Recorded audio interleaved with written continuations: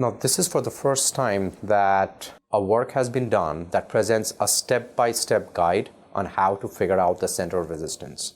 And this is really important because any research that intends to build on it does not have to now go back to the drawing board, kind of reinvent the wheel again, and then move forward.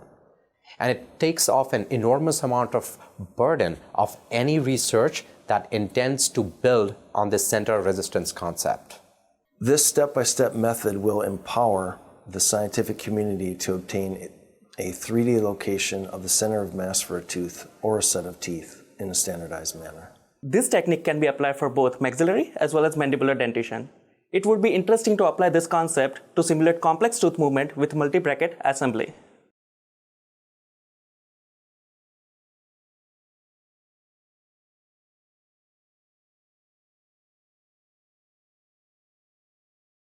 For segmentation of the teeth and bone, load the raw DICOM files of the cone beam computed tomography image into an appropriate medical imaging software program, and crop the image to include only the teeth and bones of interest.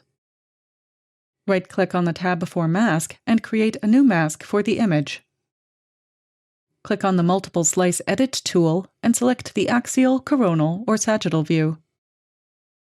Manually highlight some of the slices as necessary and select the Interpolate tool to fill up the volume for the skipped slices.